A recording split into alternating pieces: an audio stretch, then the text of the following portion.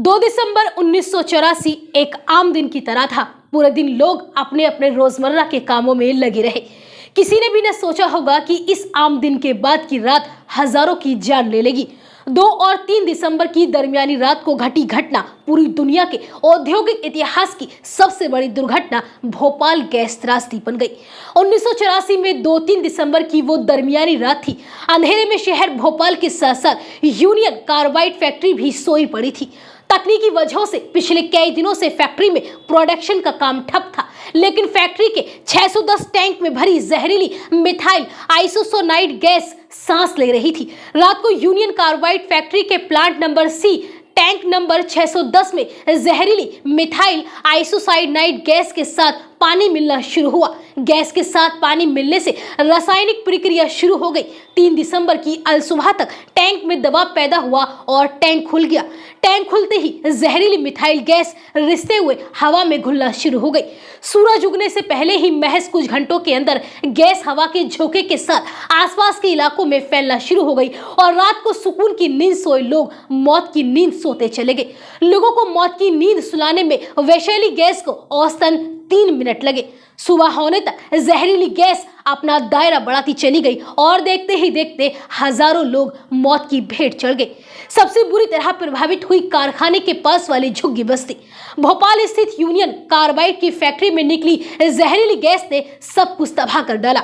उस दिन 40 ton methyl isocyanide gas plant से लीक हुई थी। करीब 5.5 लाख लोग इससे प्रभावित हुए। उन 3 दिनों में भोपाल और उसके आसपास के इलाकों ने तबाही का मंजर देखा। 3000 से ज्यादा लोगों की जान शुरुआती दिनों के अंदर हुई। पूरे गैस कांड में करीब 23,000 से ज्यादा लोगों ने अपनी जान गंवाई। यह आंकड़ा Indian council of medical research ने जारी किया। 25,000 से ज्यादा लोग इस गैस कांड के चलते पूरी तरह से शारीरिक तौर पर असक्षम हो गए। इस पूरे कांड के आरोपी वॉरेन एंडरसन को लेकर आज तक राजनीति होती है। उसका नाटकीय ढंग से भोपाल से जाना आज भी एक रहस्य से कम नहीं। इंसानों के अलावा 2000 से ज्यादा जानवर भी इस गैस त्रासदी का शिकार बने। सरकारी रिकॉर्ड के मुताबिक त्रासदी में 3,828 लोगों की मौत और 18,922 लोग जीवन भर के लिए बीमार और 7,172 लोग निशक्त हो गए। 1984 के 2-3 दिसंबर की दरमियानी रात को ही मौके पर तैनात फैक्ट्री के सुपरवाइजर को रात 11 बजे से इस टैंक में मची हलचल का एहसास होने लगा था। लेकिन यह खलबली आगे कितनी खतरनाक हो रही थी, किसी को इसका एहसास नहीं था। टैंक का बढ़ता तापमान सबकी परेशानी पर लकीरें खींच रहा था। हालात पर काबू पाने की मशक्कत जारी थी, लेकिन जल्द ही कर्मचारियों को एहसास हो गया कि अब हालात उसके हाथ से निकल चुके हैं। घबराए टेक्नीशियन ने आखिरी कोशिश की और इस टैंक से जुड़ने वाली तमाम पाइपलाइन काट दी। अंदाजा था कि शायद इसी तरह टैंक में हो रही रिएक्शन थम जाए, लिक्विड का गैस बनना रुक जाए, लेकिन ऐसा नहीं हुआ और धमाके के साथ टैंक का सेफ्टी वॉल्व उड़ गया।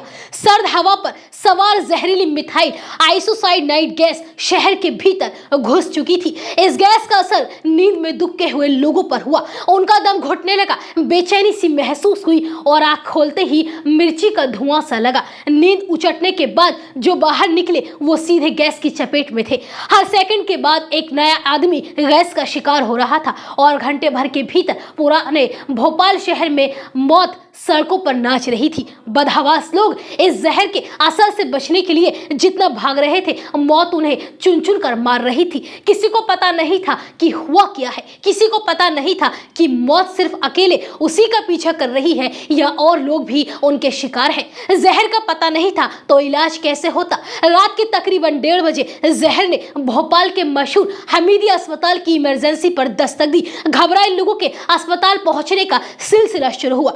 जब तक 1-2 लोग आए, इमरजेंसी में मौजूद डॉक्टर्स की समझ में कुछ नहीं आया। हमीदी अस्पताल में बीमारों की तादाद बढ़ती जा रही थी। हालात का मुकाबला करने के लिए डॉक्टर को इमरजेंसी कॉल भेजी गई। अस्पताल में जूनियर डॉक्टर्स को भी जमा कर ड्यूटी पर लगाया गया, लेकिन डॉक्टर का सारा अमला लाचार हो चुका था। उन्हें तो पता लगा ही नहीं था कि लाशों पर जहरीली केमिकल का असर है। बीमारी के लक्षण भी उन्हें जहर का शिकार बता रहे थे, मगर ये जहर किया ये जाने बगैर इलाज मुश्किल था। तब अचानक पहली बार एक सीनियर फॉरेंसिक एक्सपर्ट की जुबान पर आया मिथाइल आइसोसाइनाइड का नाम। उस रात भोपाल की पूरी आबादी ने साइनाइड जहर में सांस लिया। 3 दिसंबर की सुबह सूरज चढ़ता गया। सूरज चढ़ने के साथ भोपाल के आसमान में चीले और गिद्ध मंडराने लगे। इनका मंडराना ही गवाही दे रहा था कि भोपाल की सड़कों पर कितनी लाशें बिछी हैं। इन लाशों में लोग तो थे ही, बड़ी तादाद में बेजुबान जानवर और मवेशी भी थे। इंसान ही इंसान लाशों को जानवरों की तरह उठा रहे थे, गाड़ियों में भर रहे थे। गैस त्रासदी के दौरान मोती सिंह कलेक्टर और सुवराजपुरी एसपी थे। यूनियन कार्बाइड से ऋषि मिक गैस के कारण हजारों लोगों की मौत हो गई थी। हादसे के बाद यूनियन कार्बाइड के तत्कालीन चीफ वॉरेन एंडरसन भोपाल आए थे। मौके का मुआयना कर वो आनन फानन में यहां से रवाना हो गया। एंडरसन को भगाने में मदद करने का आरोप इन दोनों तत्कालीन अफसरों कलेक्टर मोती सिंह और एसपी सुवराजपुरी पर भी लगा था। इन दोनों अफसरों के खिलाफ आपराधिक केस भी दर्ज हुआ था। इतिहास की सबसे गंभीर औद्योगिक आपदाओं में से एक मानी जाने वाली इस घटना को आज पूरे 29 साल हो चुके हैं। इस दर्दनाक घटना ने हजारों लोगों को स्वास्थ्य से जुड़ी अस्थायी समस्याओं को झेलने के लिए मजबूर कर दिया। यह घटना गंभीर औद्योगिक लापरवाही के विनाशकारी नतीजों की याद दिलाती है। भोपाल शहर के लोग इस त्रासदी के दुखद और दूरगामी परिणाम को आज तक झेलते आ रहे हैं।